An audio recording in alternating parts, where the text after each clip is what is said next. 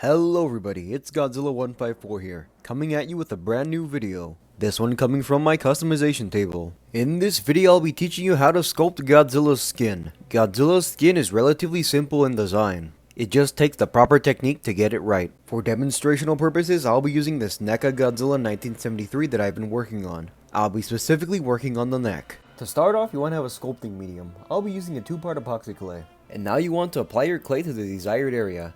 I need to sculpt this entire neck piece, so I'll be placing clay all the way around.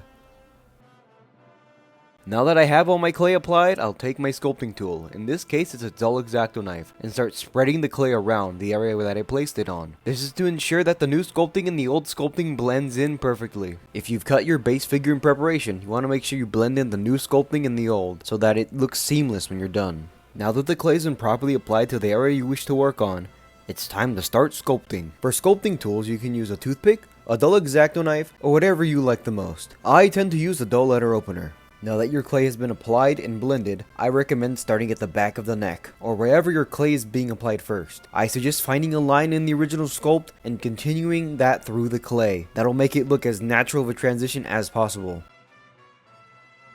Now that you have your initial line, you want to continue making small lines throughout the clay. This will give it a rough texture like Godzilla's skin normally has. Make sure to go down in rows to mimic the look the suits had. As you continue down the piece, you want to make each row more and more defined. This will give it a better texture overall, and make it look a lot nicer when it's completed. Once you get to a certain point on the piece, you want to start cutting the lines randomly. This will mimic the individual scale pattern that the suits always had. Doing this gives it a rougher texture and makes it look a lot more natural in the long run. You'll want to repeat this process throughout the entirety of the sculpture, making small adjustments as you go along. Make sure to also make adjustments based on which specific design you're going off of. While each Godzilla skin texture is similar, they are all slightly different in their own way. However, whether it be Showa, Heisei, or Millennium, the same basic texture should get you pretty far. Once you understand how this technique works, you'll be able to get the basic layout for your texture done in no time. Now that you have your basic texture sculpted out, it's time to go in and start defining every single individual scale. You'll want to go in between each individual one, making the spaces in between them wider, or combining two of them to make one larger one. Right now is the perfect time to make all these small adjustments. And here's just about how the finalized texture turned out. I might keep adjusting it later on, as me personally, I like to keep sculpting and adjusting until the clay is too hard to work with. However, this is generally how it turns out when you're done. I think it came out pretty well. It follows very closely with how the actual suit texture looked, and it matches this design wonderfully.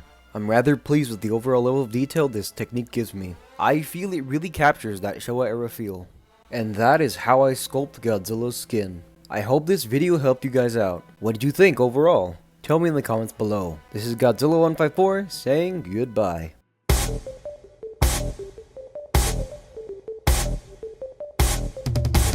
Godzilla, Godzilla, Godzilla to Mecha Godzilla, Godzilla, Godzilla, Godzilla to Mecha Godzilla.